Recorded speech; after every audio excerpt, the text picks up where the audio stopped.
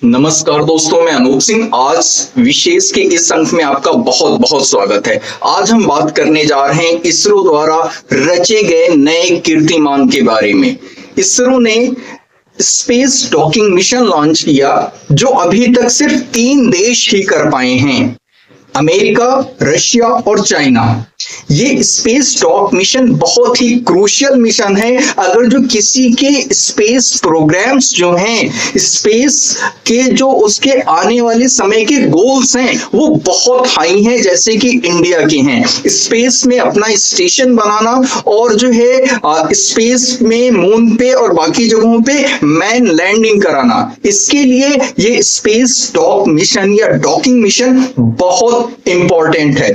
ये space docking mission जो है श्रीहरिकोटा, जो कि आंध्र प्रदेश में है, सतीश धवन स्पेस सेंटर, वहां से लॉन्च किया गया। बहुत ही सक्सेसफुल लॉन्च था और इसरो के जो वर्तमान चेयरमैन हैं सोमनाथ जी, उन्होंने देशवासियों को बधाई दी और एक्चुअली 2024 के जाते जाते वो देशवासियों को एक बहुत बड़ा तोहफा देकर के गए, क्योंकि इतना जो है ये जो स्पेस डॉकिंग मिशन है, ये जो अचीवमेंट है, ये जो फीट है, ये एक जो है पूरे विश्व में भारत के नाम को रोशन करने वाली है, भारतीयों के नाम को रोशन करने वाली है, इसरो के नाम को रोशन करने वाली है।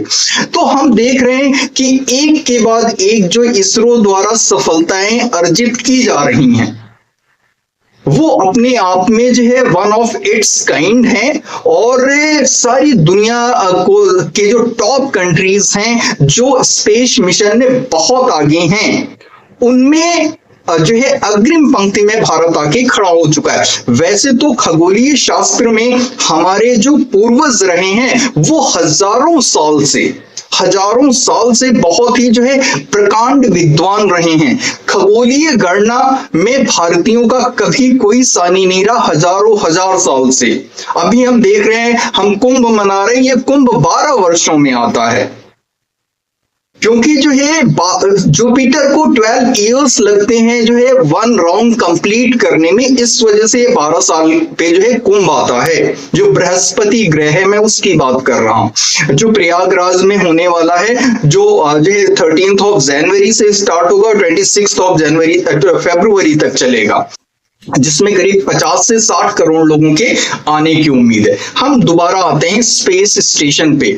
तो ये इस तरीके की इसरो की फीट्स जो हैं, अचीवमेंट्स हैं, वो पूरे देशवासियों के लिए गौरव की बात है। इससे पहले की भी अगर जो हम बात करें तो 2019 में ए-सेट लॉन्च किया गया था, जिसमें प्रधानमंत्री खुद आते हैं, टीवी पे जनता को संबोधित करते हैं। वो इतनी बड़ी फीट थी, इतनी बड़ी अचीवमेंट थी। एंटी सैटेलाइट मिसाइल सिस्टम जो लॉन्च किया था 2019 में, जिसे मिशन शक्ति का नाम दिया गया था, वो भी अपने आप में अनोखा था। और सिर्फ 3 देश ऐसे पहले थे जिनके पास ये टेक्नोलॉजी थी, अमेरिका, चाइना और रशिया।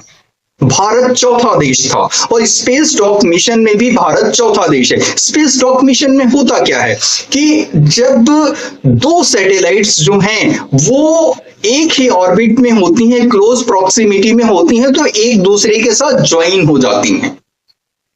और ये अपने आप में एक बहुत बड़ी फीट है, अचीवमेंट है, बहुत बड़ी टेक्नोलॉजी है। और इसे अचीव करना जो है इसरो जैसे जो है बड़े जो स्पेस ऑर्गेनाइजेशंस हैं उन्हीं के लिए पॉसिबल है। तो स्पेस में भारत जिस तरीके से अपना नाम बढ़ा रहा है, अपना कद बढ़ा रहा है साल दर साल, ईयर आफ्टर ईयर, वो सारी दुनिया के लिए जो है एक आश्चर्य से कम नहीं। भाई, हमारा स्पेस मिशन कब शुरू हुआ था? हमारा स्पेस मिशन आज से 55 इयर्स पहले 1969 में स्टार्ट हुआ था।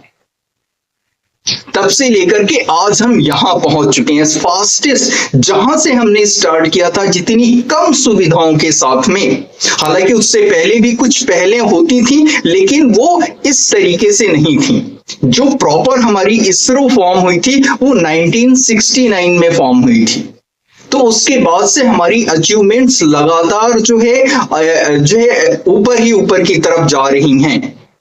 भाई, हमने जो है 1884 में जो पहला हमारी तरफ से इंडिया की साइड से जो अंतरिक्ष यात्री गए थे राकेश शर्मा जी, हालांकि उनके साथ जो है 2 रशियन जो है अंतरिक्ष यात्री भी थे, तो वो वहां पे करीब 8 दिन रुके थे। प्रिसाइजली बोले तो 7 दिन 21 घंटे और 40 मिनट रुके थे वहां पे स्पेस में। उस समय इंदिरा गांधी जी प्रधानमंत्री थी, उन्होंने राकेश शर्मा से पूछा कि भाई आपको वहां से इंडिया कैसा दिख रहा है, तो राकेश शर्मा ने यही कहा था, सारे जहां से अच्छा हिंदुस्तान हमारा। तो ये लाइनें उनकी अमर हैं, ये बात उनकी अमर है। चलिए, राकेश शर्मा जी का नाम आ ही गया है तो ये भी बात कर लेते हैं कि राकेश शर्मा जी अब कहां हैं। जो हमारे पहले जो है अंतरिक्ष यात्री थे अब कहां हैं? एक्चुअली राकेश शर्मा जी 2001 में रिटायर हो गए थे और उसके बाद से वो तमिलनाडु के कुन्नूर जिले में अपनी पत्नी मधु के साथ रहते हैं और इतनी अचीवमेंट्स होने के बाद भी बहुत ही सीधा सरल साधारण जीवन जीने में विश्वास रखते हैं। शोर शराबे से, लाइमलाइट से वो दूर ही रहते हैं। उनके जो मेन शौक हैं जिसका जो अब वो पूरा करते हैं वो यही है कि जो है योगा करते हैं, गार्डनिंग करते हैं, गोल्फिंग करते हैं और समय बचता है तो रीडिंग करते हैं। रीडिंग भी उनकी एक हैबिट है। और जब इसरो इस तरीके की कोई फीट अचीव करता है तो इसरो को बधाई देना वो कभी नहीं भूलते हैं। तो जिसने भी इतनी बड़ी बड़ी कामयाबियां अर्जित की हैं, जिनके भाई राकेश शर्मा जी का नाम अमर है। जब तक भारत है, जब तक दुनिया है, जब तक स्पेस के प्रोग्राम्स हैं दुनिया में, राकेश शर्मा जी का नाम अमर है। लेकिन कितने लोग जानते हैं कि राकेश शर्मा जी कहाँ रहते हैं, क्या करते हैं? तो ये चीज हुई। तो भारत का भविष्य अंतरिक्ष के क्षेत्र में बहुत उज्जवल है, बहुत ही ब्राइट है।